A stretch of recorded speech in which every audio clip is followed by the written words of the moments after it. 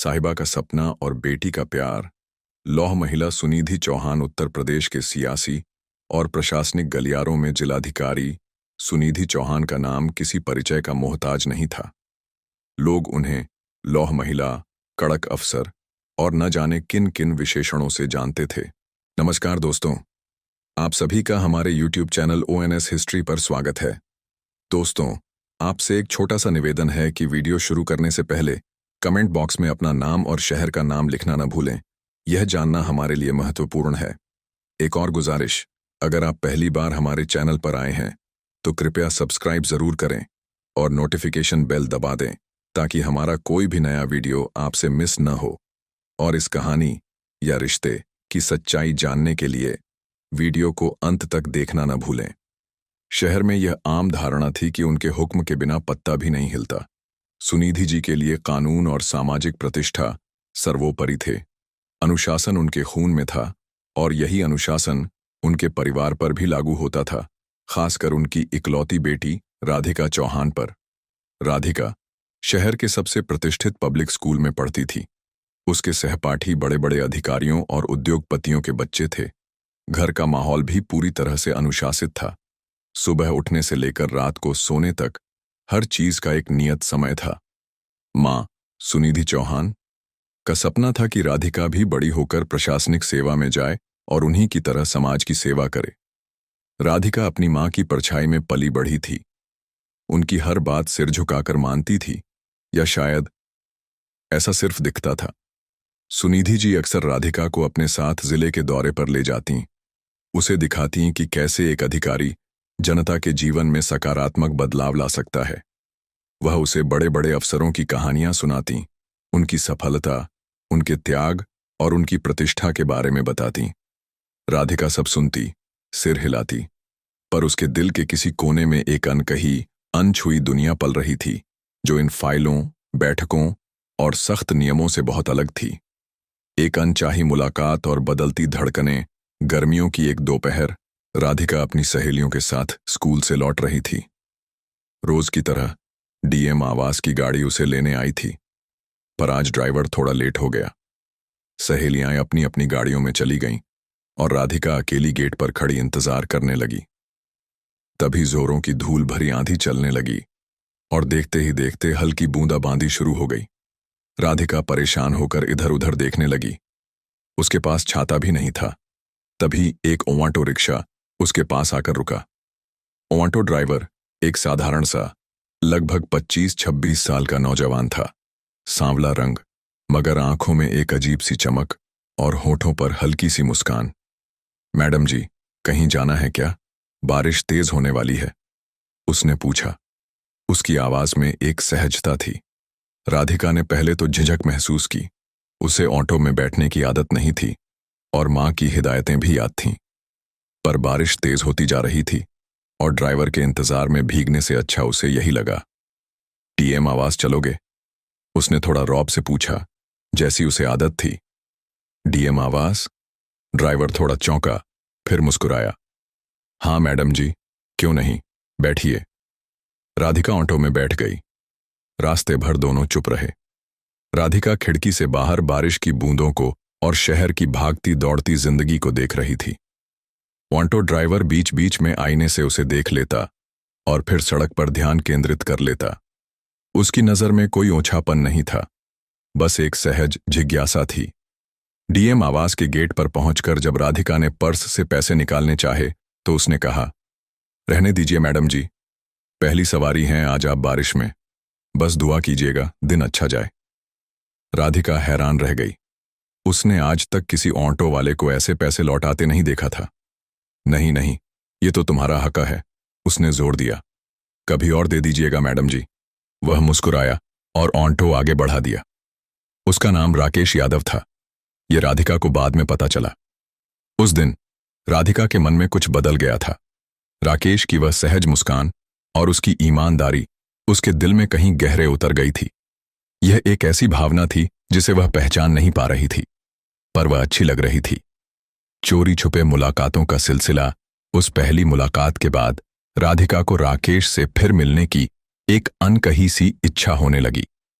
उसने बहाने बनाने शुरू किए। कभी स्कूल के बाद सहेली के घर जाने के नाम पर, कभी लाइब्रेरी के नाम पर वह उसी रास्ते पर जाने लगी जहां राकेश का ऑटो अक्सर खड़ा रहता था। एक दो बार उसे राकेश दिखा भी। उसने हिम्मत करके उसे हाथ दिया और राकेश ने उसे पहचान लिया। धीरे धीरे उनकी बातें होने लगीं।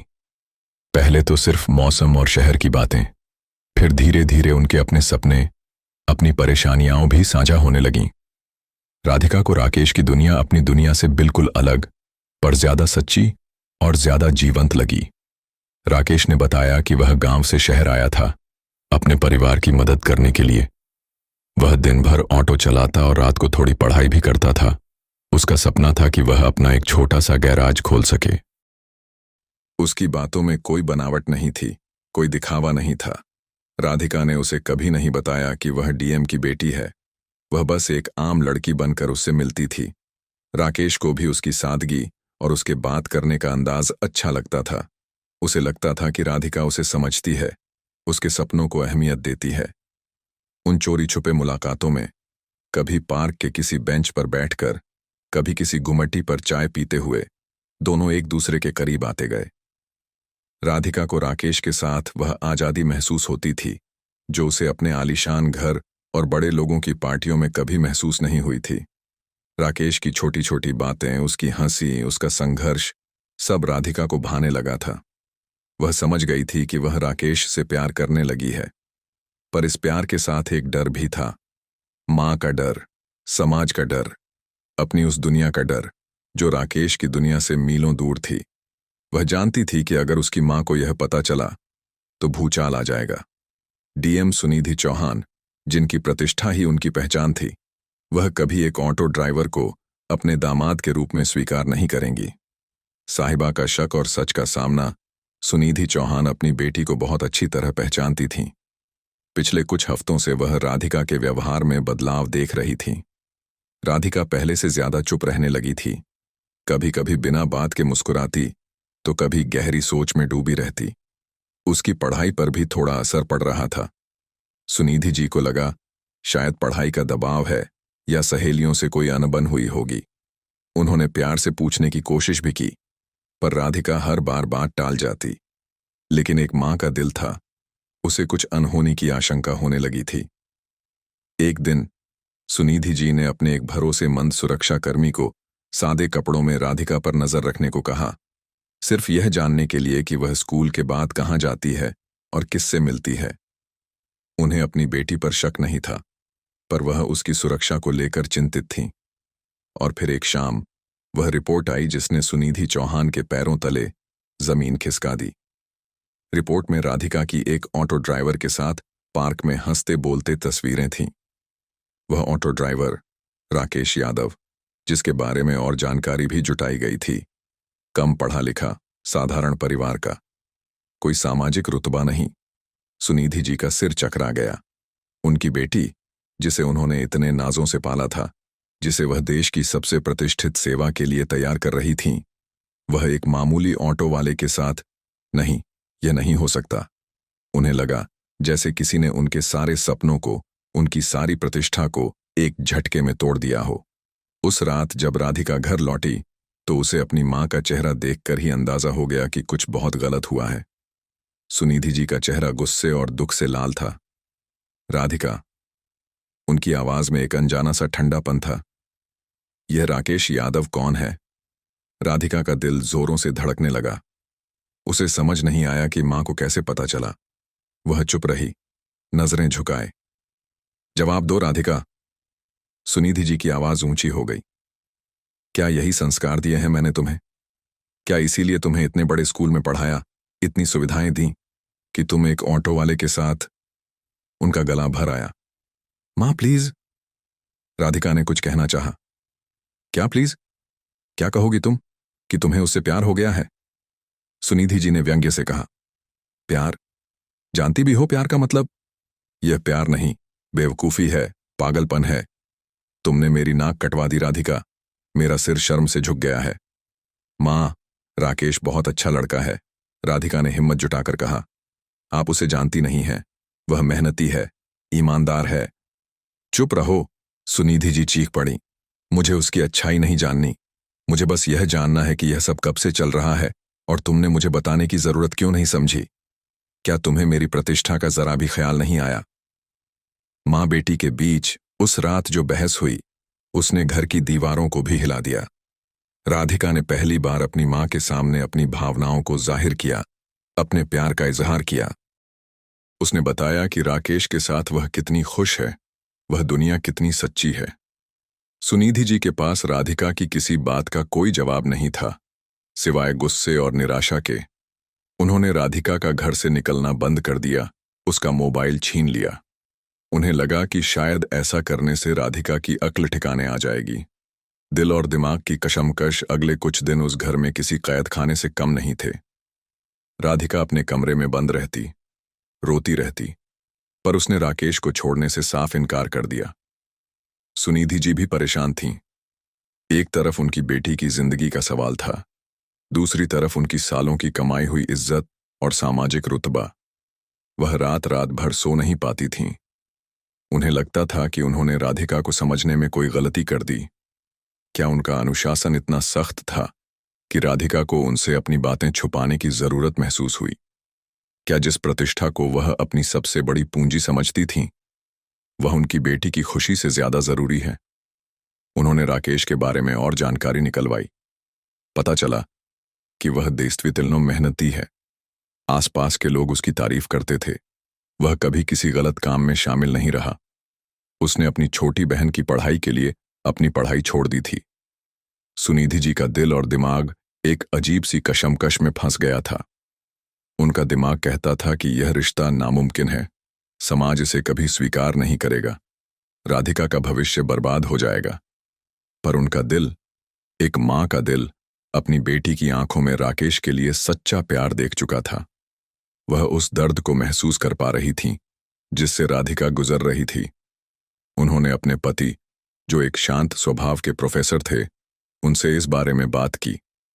उन्होंने हमेशा सुनिधि के फैसलों का सम्मान किया था, पर आज उन्होंने कहा, सुनिधि, मैं मानता हूं कि हमारी उम्मीदें राधिका से बहुत ज्यादा थीं, पर क्या हमने कभी उससे पूछा कि वह क्या चाहती है? क्या उसकी खुशी हमारे सपनों से बड़ी नहीं है? एक बार उस लड़के से मिलकर तो देखो, शायद वह उतना बुरा ना हो जितना तुम सोच रही हो। पति की बातों ने सुनिधि जी को सोचने पर मजबूर कर दिया। क्या वह सच में एक तरफा फैसला ले रही है? एक मां का इम्तिहान और अनपेक्षित मोड़। सुनिधि चौहान ने एक बड़ा फैसला लिया। उन्होंने राकेश यादव को अपने घर बुलाया। जब राकेश को डीएम साहिबा का बुलावा आया तो वह घबरा गया। उसे लगा कि अब उसका खैर नहीं। राधिका से भी उसका कोई संपर्क नहीं हो पा रहा था। वह डरा सहमा डीएम आवास पहुंचा। सुनिधि जी ने उसे अपने स्टडी रूम में बुलाया। माहौल में बहुत तनाव था। राधिका भी वहां मौजूद थी, आंखों में आंसू और डर ली। तो तुम हो राकेश यादव? सुनिधि जी ने उसे ऊपर से नीचे तक देखते हुए कहा। उनकी आवाज में वही अफसर वाली कड़क थी। जी, जी मैडम, राकेश ने घबराते हुए जवाब दिया। जानते हो, मेरी बेटी से रिश्ता जोड़ने का मतलब क्या है? क्या दे सकते हो तुम उसे? ये डीएम की बेटी है। इसने हमेशा ऐशो आराम की जिंदगी जी है। तुम्हारे उस ऑटो की कमाई से क्या इसका गुजारा होगा? सुनिधि जी के सवालों में तेजाब था। राकेश चुप रहा। वह क्या कहता? डीएम साहिबा की बातें कड़वी थीं, पर सच भी थीं। तभी राधिका बोल पड़ी। माँ, मुझे कोई ऐशो आराम नहीं चाहिए। मुझे बस राकेश का साथ चाहिए। हम मेहनत करेंगे, अपनी दुनिया खुद बनाएंगे। सुनिधि जी ने राधिका को चुप रहने का इशारा किया। उन्होंने राकेश से फिर पूछा, तुम्हें लगता है कि समाज इस रिश्ते को मानेगा? लोग तरह तरह की बातें बनाएंगे। मेरी प्रतिष्ठा का क्या होगा? और राधिका के भविष्य का? राकेश ने गहरी सांस ली। उसने हिम्मत जुटाई और कहा, मैडम, मैं जानता हूं कि मैं आपके और राधिका मैडम के काबिल नहीं हूं। मेरे पास न पैसा है न बड़ा नाम, पर मैं राधिका मैडम को बहुत खुश रखूंगा, इसका वादा करता हूं। मैं दिन रात मेहनत करूंगा, उन्हें कभी कोई तकलीफ नहीं होने दूंगा। रही बात समाज की, तो अगर हम एक दूसरे के साथ हैं तो किसी की परवाह नहीं। और आपकी प्रतिष्ठा, मैं ऐसा कोई काम नहीं करूंगा जिससे आपके नाम पर आंच आए। राकेश की बातों में एक सच्चाई थी, एक दृढ़ता थी। सुनिधि जी उसे देखती रहीं। उन्हें पहली बार लगा कि यह लड़का सिर्फ एक ऑटो ड्राइवर नहीं है, उसमें कुछ तो खास है। तभी एक अप्रत्याशित घटना घटी। शहर में पिछले कुछ दिनों से हो रही भारी बारिश के कारण नदी का जलस्तर बढ़ गया था और पास की एक निचली बस्ती में बाढ़ आ गई थी। सुनिधि जी को तुरंत वायरलेस पर संदेश मिला कि स्थिति गंभीर है और कई लोग फंसे हुए हैं। सुनिधि जी तुरंत एक्शन में आ गईं। उन्होंने बचाव कार्यों के लिए निर्देश देने शुरू कर दिए। राकेश और राधिका भी यह सब देख रहे थे। मैडम, क्या मैं कुछ मदद कर सकता हूं? राकेश ने अचानक कहा। मुझे तैरना आता है और मैं उस बस्ती के रास्तों को भी अच्छी तरह जानता हूं। सुनिधि जी ने एक पल के लिए उसे देखा। स्थिति वाकई गंभीर थी और हर मदद कीमती थी। ठीक है, तुम मेरे साथ चलो, उन्होंने कहा। उस रात राकेश ने अपनी जान की परवाह न करते हुए बचाव दल के साथ मिलकर कई लोगों की जान बचाई। उसकी हिम्मत और सूझबूझ देखकर सुनिधि जी भी प्रभावित हुए बिना न रह सकीं। उसने न सिर्फ लोगों को बचाया, बल्कि अपने ऑटो से घायलों को अस्पताल भी पहुंचाया। वह थका हुआ था, भीगा हुआ था, पर उसके चेहरे पर एक संतोष था। पिघलता हुआ लोहा और एक नई सुबह बचाव कार्य देर रात तक चलते रहे। जब सुनिधि जी और राकेश घर लौटे तो सुबह होने वाली थी। सुनिधि जी ने राकेश को अपने सामने कुर्सी पर बैठने को कहा। राकेश, उन्होंने कहा। उनकी आवाज में अब पहले जैसी कड़वाहट नहीं थी, बल्कि एक तरह की नरमी थी। आज तुमने जो किया उसके लिए मैं तुम्हारी आभारी हूं। तुमने साबित कर दिया कि इंसानियत पैसे और रुतबे से कहीं बड़ी होती है। राकेश चुपचाप सुनता रहा। मैं हमेशा सोचती थी कि मेरी बेटी के लिए एक आईएएस या डॉक्टर लड़का ही सही रहेगा, सुनिधि जी ने आगे कहा, जो उसे वह सारी सुख सुविधाएं दे सके जिसकी वह आदी है। पर शायद मैं गलत थी। खुशी इन चीजों से नहीं मिलती। उन्होंने राधिका की तरफ देखा, जो उम्मीद भरी नजरों से उन्हें देख रही थी। मैंने तुम्हारी मां के रूप में हमेशा तुम्हारे लिए सपने देखे, राधिका, सुनिधि जी ने कहा। पर आज मैं एक मां के तौर पर तुम्हारी खुशी चुनना चाहती हूं। अगर तुम्हारी खुशी राकेश के साथ है तो मुझे कोई आपत्ति नहीं है। राधिका और राकेश की आंखों में खुशी के आंसू छलक आए। राधिका दौड़कर अपनी मां से लिपट गई। लेकिन राकेश, सुनिधि जी ने कहा, तुम्हें खुद को साबित करना होगा, तुम्हें पढ़ना होगा, आगे बढ़ना होगा। मैं यह नहीं कहती कि तुम प्रशासनिक सेवा में जाओ, पर तुम्हें अपने पैरों पर मजबूती से खड़ा होना होगा ताकि तुम राधिका को एक अच्छा जीवन दे सको। मैं तुम्हारी मदद करूंगी, पर मेहनत तुम्हें करनी होगी।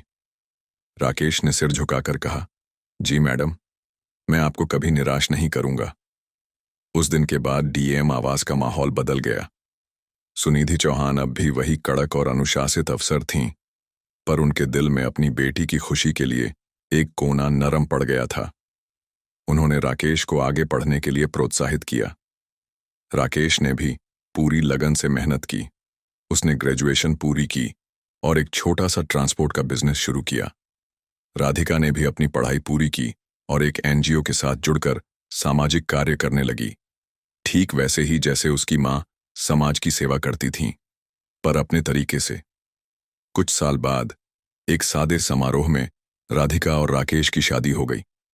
शहर के लोग हैरान थे, पर डीएम सुनिधि चौहान के चेहरे पर अपनी बेटी और दामाद के लिए गर्व और खुशी थी।